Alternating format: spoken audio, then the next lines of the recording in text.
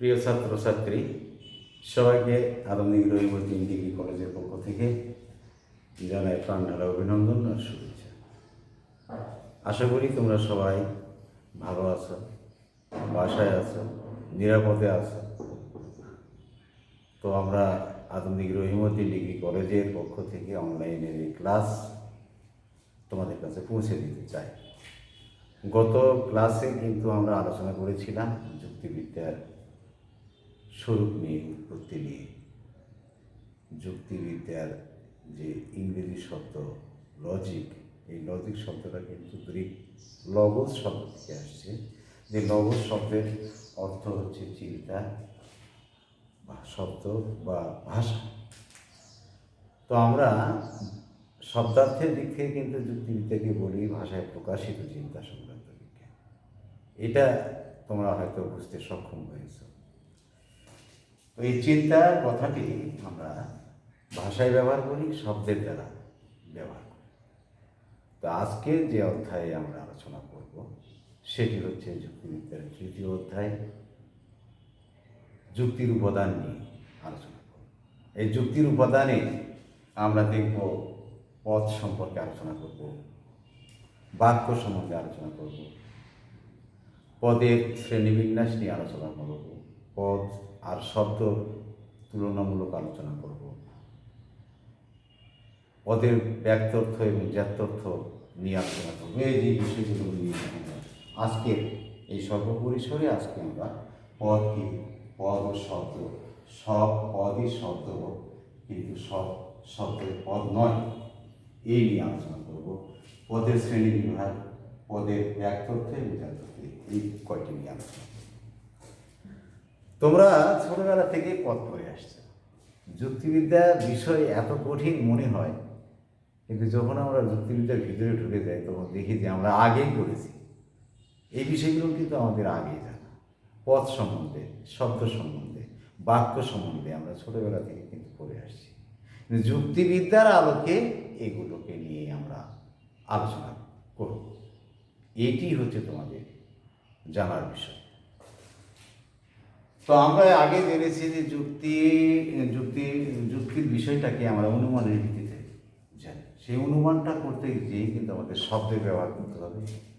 শব্দের ব্যবহার করতে গিয়ে আমাদের পদকে চিনতে হবে। পদের ইংরেজি শব্দ হচ্ছে টার্ম। এই ইংরেজি টার্ম শব্দটি গ্রিক শব্দ টার্মিনাস থেকে উৎপত্তি লাভ করেছে। এই টার্মিনাস শব্দের অর্থ হচ্ছে প্রান্ত বা শেষ।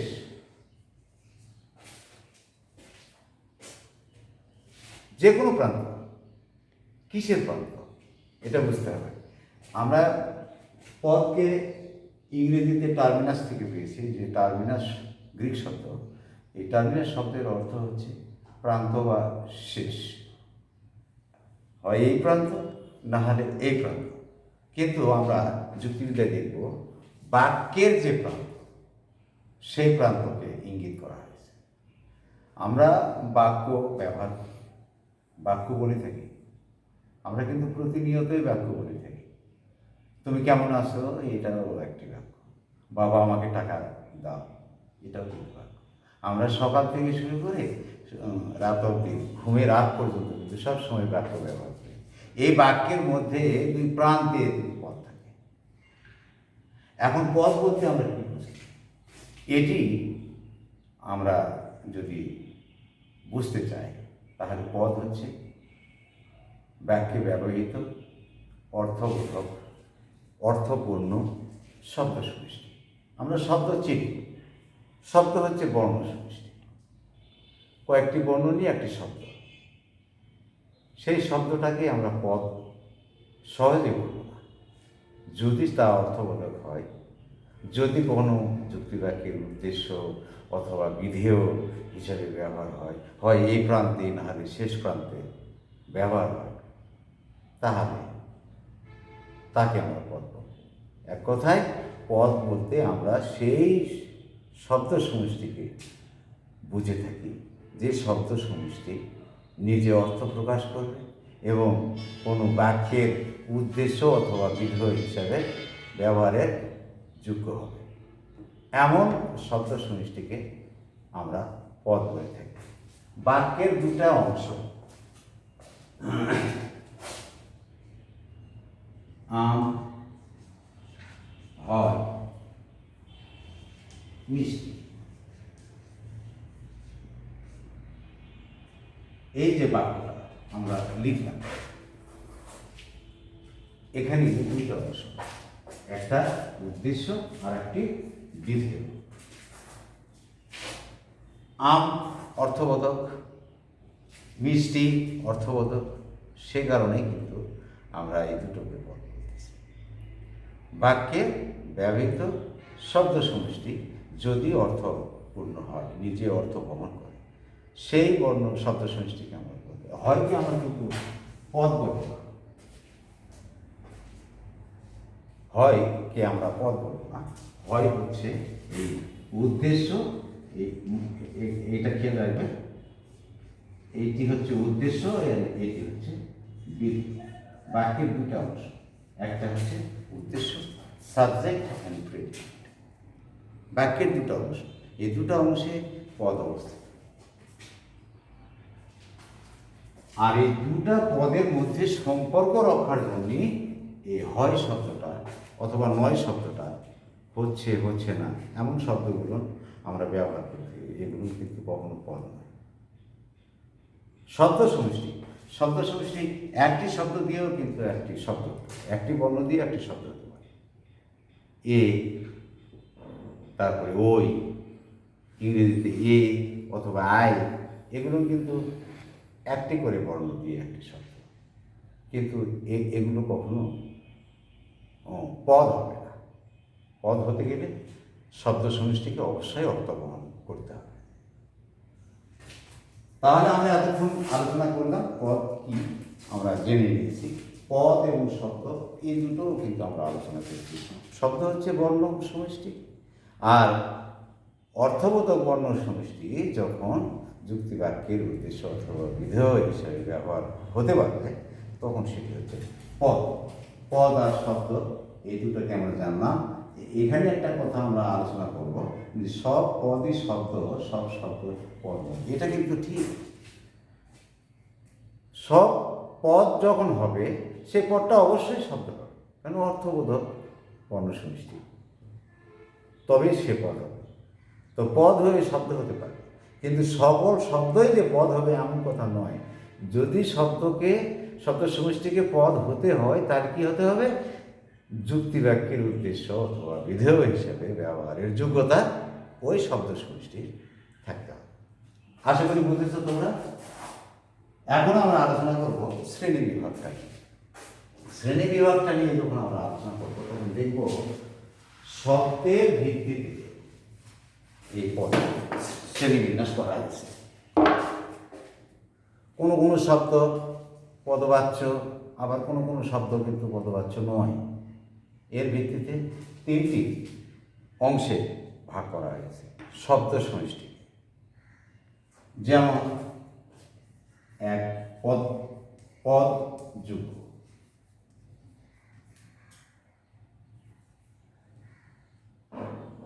সহ পদ যুগ্ম, 3 নম্বর পদা যুগ্ম।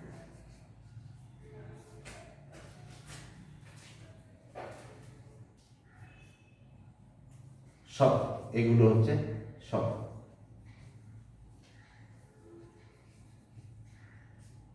এখন এই তিনটা শব্দ সমষ্টিগুলো নাম দেখুন।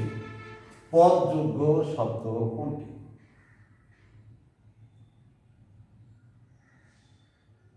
পদযোগ্য শব্দ হচ্ছে যে শব্দ সমষ্টি নিজেই অর্থবোধক, নিজের থেকেই কোনো বাক্য তৈরি করতে সক্ষম, অন্য কোনো শব্দের আর প্রয়োজন নেই, এমন শব্দ সমষ্টিকে আমরা পদযোগ্য শব্দ বলি। যেমন মানুষ, ফুল, কলম, ইত্যাদি এই সমস্ত শব্দ নিজে নিজে নিজেই একটি বাক্য তৈরি করবার জন্য সক্ষম। মানুষ দিয়ে আমরা বাক্যের উদ্দেশ্যও করতে পারি, বিধিও করতে পারি। ফুল দিয়ে আমরা বাক্যের উদ্দেশ্যও করতে পারি, বিধিও করতে পারি। এই শব্দগুলোকে বলা হচ্ছে পদযোগ্য শব্দ, পদের যোগ্য শব্দ, পদযোগ্য শব্দ। এবারে আমরা আসবো সহপদযোগ্য শব্দ কোনগুলো? যে শব্দ নিজে অর্থ প্রকাশ করতে পারে না, অন্য শব্দের সঙ্গে একত্রিত হয়ে অন্য শব্দের সংস্পর্শে অর্থ প্রকাশ করে, সেই সমস্ত শব্দকে আমরা সহপদযোগ্য শব্দ। যেমন টি, টা, খানা, খানা, ফ্যানি, এই শব্দ। মানুষটি, তখন কিন্তু আমরা একটা মানুষকে বুঝি। ফুলটি, একটি ফুলকে বুঝি।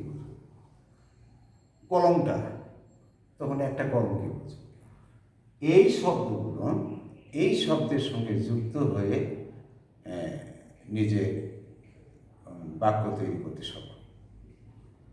কাজেই এগুলোকে আমরা বলব সহপদযোগ্য শব্দ। এই শব্দগুলো অন্য শব্দের সঙ্গে একত্রিত হয়ে যুক্ত হয়ে বাক্য গঠন করতে সক্ষম। এই জন্য এই শব্দগুলিকে আমরা বলব সহপদযোগ্য শব্দ। এখন আমরা আলোচনা করব পদাযোগ্য শব্দ। পদাযোগ্য শব্দটা, পদাযোগ্য মানে পদের অযোগ্য,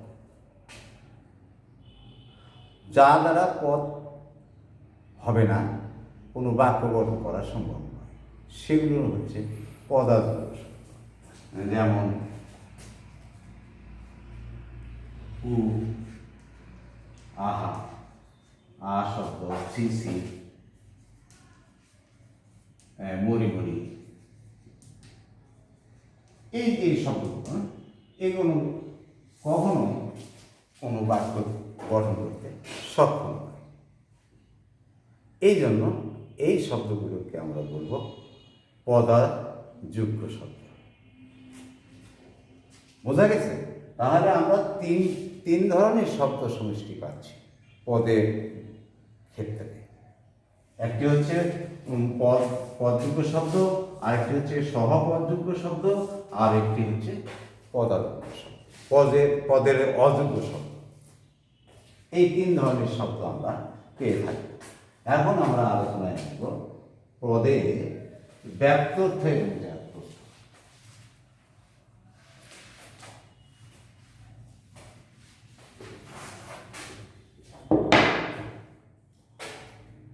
ব্যক্তর্থ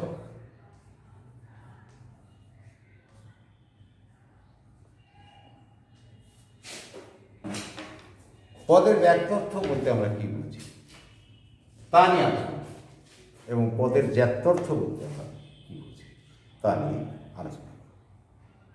পদের ব্যক্তর্থ হচ্ছে যে পদ একই অর্থে সমগ্রকে চিহ্নিত করে, যে পদ একই অর্থে সকলকে একত্রিত করে অর্থ প্রকাশ করে, একই অর্থে অতীত, বর্তমান এবং ভবিষ্যৎ সব ক্ষেত্রে একই অর্থ প্রকাশ করে, সবার ক্ষেত্রেই প্রযোজ্য, ওই পদের সংশ্লিষ্ট সকলের ক্ষেত্রেই প্রযোজ্য। আমরা সহজ ভাষায় পদের ব্যক্তর্থ বলতে পদের পরিমাণ বুঝি। কেমন করে? যেমন মানুষ, এই মানুষ পদে, মানুষ একটি পদ, তাই তো, অর্থগত বর্ণ সমষ্টি, একে তো পদ। তো এই মানুষ পদের ব্যক্তর্থ যদি আমরা পড়ি, তাহলে আমাকে লিখতে হবে সকল মানুষ। তার মানে মানুষ পদের অন্তর্ভুক্ত সকলকেই এখানে সংশ্লিষ্ট করে অর্থ প্রকাশ করা হচ্ছে। এটি হচ্ছে পরিমাণের দিক। মানুষ বলতে আমরা সকল মানুষকে বুঝি, এটি হচ্ছে পদের ব্যক্তর্থ। আর পদের ব্যক্তর্থ পাশাপাশি এই দুটো জিনিস নিয়ে আমাদের আলোচনা করতে হবে, তার সহজ হবে। পদের ব্যক্তর্থ বলতে বাক্যে ব্যবহৃত পদের সাধারণ এবং আবশ্যিক যে গুণাবলী প্রকাশ পায় সেটি হচ্ছে পদের জ্ঞাতত্ব। তাহলে আমরা দেখলাম পদের ব্যাক্তত্বটা হচ্ছে পরিমাণের দিক, পরিমাণ নির্দিষ্ট করে।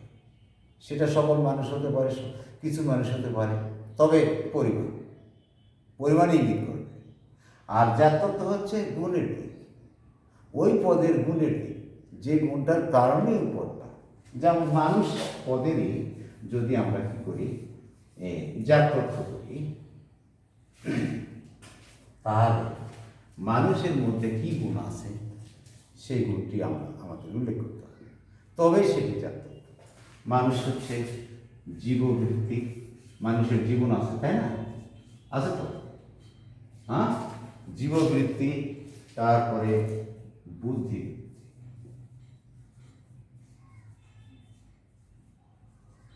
মানুষ এবং প্রাণী সবারই কিন্তু জীববৃত্তি আছে, প্রাণ আছে, জীবন আছে, এটি সবার আছে। মানুষের সঙ্গে অন্যান্য প্রাণীরও একত্রিত করে যদি আমরা জ্ঞাতত্ব করি, তাহলে এটি আমরা সবসময় পাব। মানুষের অতিরিক্ত একটি গুণ আছে, যেটা হচ্ছে বুদ্ধিবৃত্তি। এই বুদ্ধিবৃত্তির কারণে কিন্তু অন্যান্য প্রাণী থেকে আলাদা। আমরা অন্যান্য প্রাণীর ক্ষেত্রে কিন্তু বুদ্ধিমত্তাটা পাব। তাহলে মানুষের যে সাধারণ এবং আবশ্যিক গুণ, সেটিকে কিন্তু আমরা জ্ঞাতত্ব বলছি। তো মানুষের সাধারণ এবং আবশ্যিক গুণটা হচ্ছে জীববৃত্তি আর হচ্ছে বুদ্ধিবৃত্তি। তাহলে আমরা বুঝে নিলাম পদের দুটো দিক, একটি হচ্ছে ব্যাক্তর্থ আর একটি হচ্ছে জ্ঞাতর্থ। পদের ব্যাক্তর্থ বলতে আমরা ওই পদের পরিমাণটা বুঝি সহজ কথায়, আর জ্ঞাতর্থ বলতে আমরা ওই পদের, যে পদেরই আমরা জ্ঞাতর্থ করবো না কেন, ওই পদের সাধারণ এবং আবশ্যিক সাধারণ যে গুণ থাকবে সেটিও আমাদের উল্লেখ করতে হবে, আবার আবশ্যিক যে গুণ সেই গুণটাও আমাদের উল্লেখ করতে হবে। এই হচ্ছে আমাদের আজকের আলোচনার বিষয়বস্তু। তারপরেও আমি একটু আলোচনায় যাব, সেটি হচ্ছে ব্যাক্তর্থ এবং জ্ঞাতর্থের দুটো বিষয় পাশাপাশি আলোচনা করতে গেলে আমরা দেখব যে কখনো কোনো পদের জ্ঞাতর্থ বাড়লে ব্যাক্তর্থ কমে যায়, অর্থাৎ কোনো পদের যদি আমরা গুণ বাড়িয়ে দিই তাহলে পরিমাণ কমে যায়। আবার জ্ঞাতর্থ যদি আমরা কমে দিই তাহলে ব্যাক্তর্থ বেড়ে যাবে। এইটা হচ্ছে ব্যাক্তর্থ এবং জ্ঞাতর্থের বিপরীতমুখী হ্রাস বৃদ্ধির একটা নিয়ম। কারণ যদি কোনো পদের আমরা গুণ বাড়িয়ে দিই তাহলে কিন্তু পরিমাণটা আর সেই জায়গায় থাকবে না, কমে আসবে। এখন আমরা এই জীব, মানুষ আর হচ্ছে সব মানুষ, এই তিনটিতে যদি আমরা ব্যাক্তর্থ এবং জ্ঞাতর্থের দিক থেকে বিচার করি তাহলে কিন্তু আমরা দেখব যে কখনো কখনো গুণ বাড়লে পরিমাণ কমে যায়, আর গুণ কমলে পরিমাণ বেড়ে যায়। পক্ষান্তরে ব্যাক্তর্থ যখন আমরা কমে দিব তখন গুণ বেড়ে যাবে, আর ব্যাক্তর্থ যখন আমরা বেড়ে দেব তখন কিন্তু গুণ কমে যাবে। এই যে বিপরীতমুখী রাজনীতি, এখন আমরা এইভাবে আমরা দেখব যে কীভাবে ব্যাক্তর্থ এবং জ্ঞাতর্থের হ্রাস বৃদ্ধি ঘটে, এই কম বাড়াটা ঘটে। এখন জীবের ব্যাক্তর্থ কি?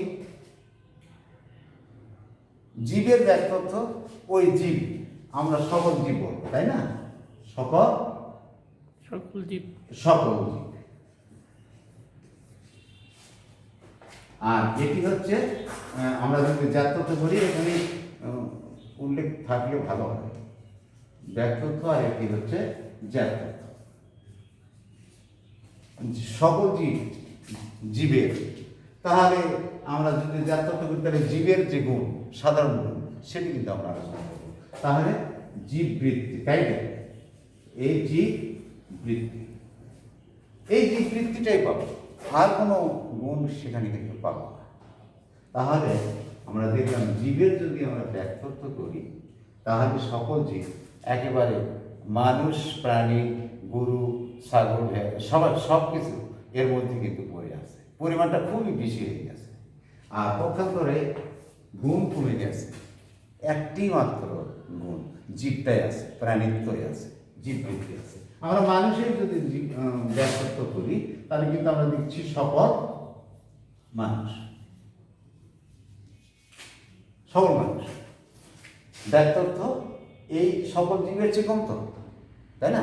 মানুষকে আমরা যদি ব্যক্তিত্ব করি সকল মানুষ হবে, আর যদি জাতত্ব করি তাহলে জীববৃত্তি ও বুদ্ধি বৃত্তি এই দুটো গুণ পাবে। তাহলে মানুষ পদে আমরা সকল মানুষ ব্যক্তিত্ব পেয়েছি, পরিমাণ পেয়েছি, আর গুণ পেয়েছি হচ্ছে জীববৃত্তি এবং বুদ্ধিবৃত্তি। এখন বিষয় হচ্ছে এই মানুষ যখন সৎ মানুষ হবে তখন কি দাঁড়াবে? মানুষ যদি সকল সৎ মানুষ হয় তাহলে সকল সৎ মানুষ, এ তো সহজেই আমরা বুঝতে পারছি, তাই না? সৎ মানুষ মানে সব মানুষ না, তাই তো? সব মানুষ সৎ যারা তাদেরকে এখানে ইঙ্গিত করা হচ্ছে। আমরা সৎ মানুষের যদি ব্যক্তিত্ব করি তাহলে সকল সৎ মানুষ, আর যদি আমরা জাতত্ব করি তাহলে দেখব জীব, বৃত্তি, বুদ্ধি বৃত্তি, মানুষের তো এই দুটা সাধারণ আবশ্যিক গুণ। এই মানুষের চেয়ে মানুষের পরিমাণটা কম না বেশি? কম। এই কম মানুষের এই সৎ শব্দটা সংযুক্ত করার জন্য আমরা কিন্তু সকল মানুষের মধ্যে নেই, আমরা সকল সৎ মানুষের মধ্যে আছি।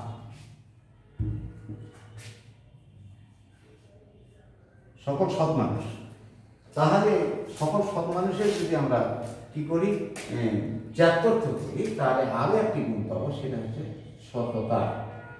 তাই সততা না থাকলে তো সৎ হবে না। তাহলে আমরা দেখলাম কি, যখন আমাদের পদের ব্যত্যর্থ বাড়িয়ে দিচ্ছি তখন জাতত্ব কমে যাচ্ছে, আর যখন ব্যত্যর্থ কমে দিচ্ছি তখন কিন্তু জাতত্ব বেড়ে যাচ্ছে।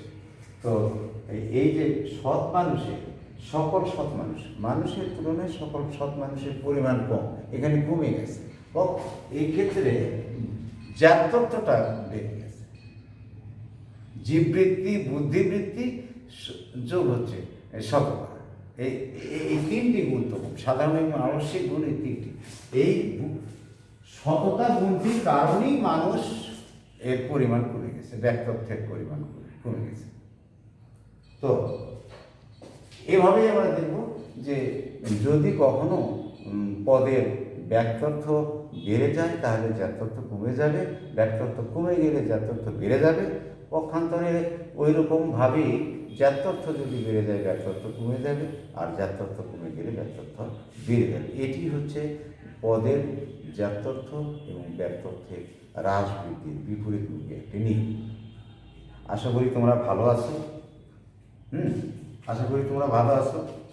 ঘরে থাকবে, সামনে শীত আমাদের আসছে, শীতের কারণে, ঠান্ডার কারণে সারা পৃথিবীতে আবারও করোনা মহামারী মাথাচাড়া দিয়েছে। সেভাবে আমাদেরকেও কিন্তু প্রস্তুতি নিতে হবে ভালো থাকবার জন্য।